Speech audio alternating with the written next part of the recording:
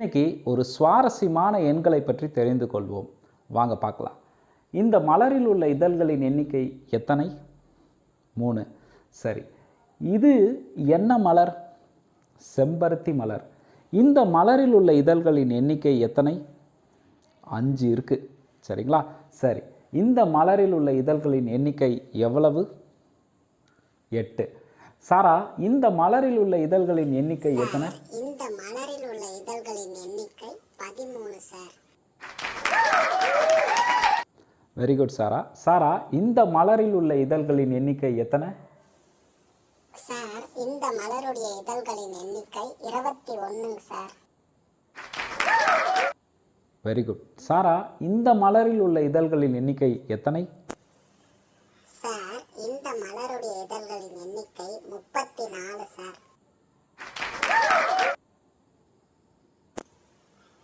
Sir, இப்போ இந்த மலரின் இதழ்களின் எண்ணிக்கைக்கும் நம்ம தலைப்புக்கும் அப்படி என்ன சார் தொடர்பு இருக்கு சாரா. இந்த 3, 5, 8, 13, 21, 34 இந்த எண்கள் எல்லாமே ஃபிப்னாஷி எண்கள் அப்படின்னு சொல்லுவோம். இந்த ஃபிப்னாஷி எண்ணை யார் கண்டுபிடித்தார் அப்படின்னு பார்த்தீங்கன்னா, இத்தாலி நாட்டு கணித மேதை லியோனார்டோ பீஸா இவர்தான் ஃபிப்னாஷி எண்களை கண்டுபிடித்தார். இந்த ஃபிப்னாஷி எண்களில் முதல் 2 எண்கள் பார்த்தீங்கன்னா ஒன்று தான். அதாவது முதலாம் எண்ணும் இரண்டாம் எண்ணும் ஒன்று தான். இந்த மூன்றாவது எண் எப்படி வரும் அப்படின்னு பார்த்தீங்கன்னா, முதல் 2 எண்களை கூட்டினால் வருவது மூன்றாவது எண். அதாவது 1 1 கூட்டினா 2.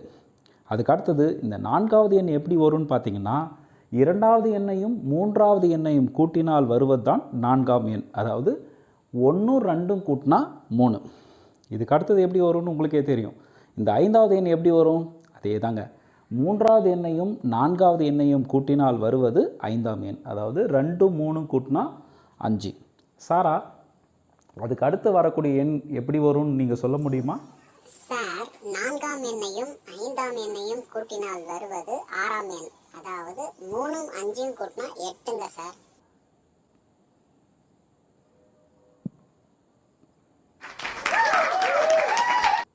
வெரி குட் சாரா. இந்த ஃபிப்னாஷி எண்கள் தொடர்ந்து போயிட்டே இருக்கும், முடிவில்லாமல் போயிட்டே இருக்கும். சரி, இயற்கையிலே இந்த ஃபிப்னாஷி எண்கள் இருக்குது. ஒரு முயலின் இனப்பெருக்கத்தில் கூட நம்ம ஃபிப்னாஷி எண்களை பார்க்க முடியும்.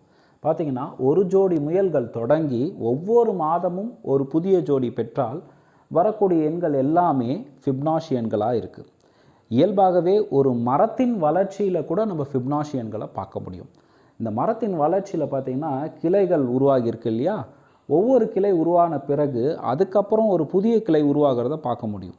அப்போது ஒரு மரத்தின் வளர்ச்சியில் கூட ஃபிப்னாஷி எண்கள் இருக்குது. இப்போ இந்த மரத்தின் வளர்ச்சியில் பாருங்கள், 1 1 2 3 கிளைகள் அப்படியே வளருது பாருங்கள். இதுக்கு அடுத்தது 5. இது அப்படியே போயிட்டே இருக்கும். அப்போது இந்த ஃபிப்னாஷி எண்கள் இயற்கையில் எல்லா இடத்துலையும் பார்க்க முடியும். நம்ம சாப்பிட்ற பழங்களில் கூட பார்க்க முடியும். அதாவது பைனாப்பிளில் கூட நம்ம இந்த ஃபிப்னாஷி எண்களை பார்க்க முடியும்.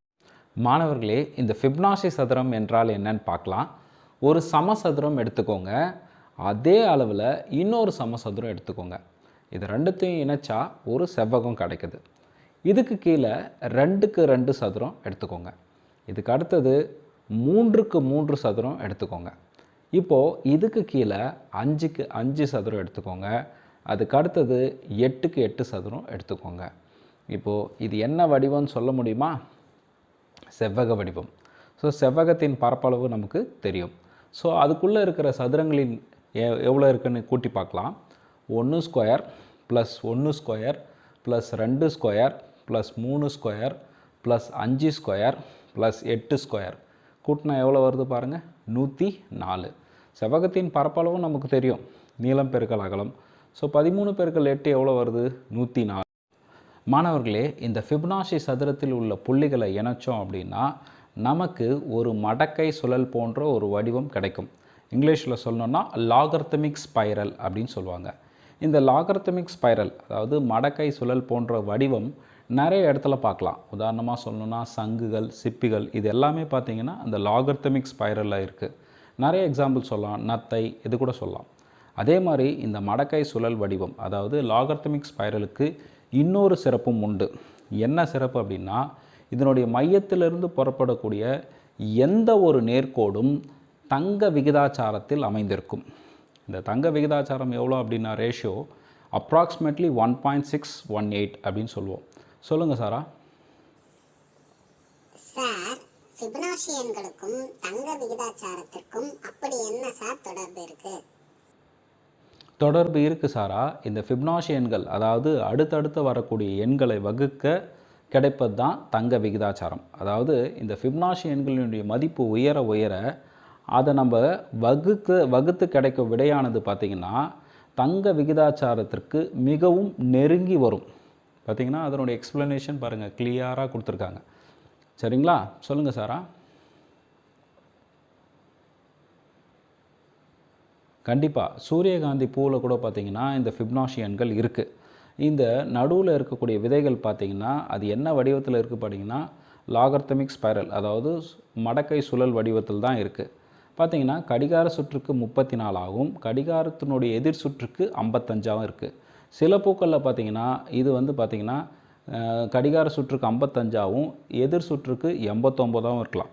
இதில் வேடிக்கையான உண்மை என்னென்னா இந்த 34, 55 பார்த்திங்கன்னா ஃபிபனாஷி எண்கள், அடுத்தடுத்து வரக்கூடிய ஃபிபனாஷி எண்கள்.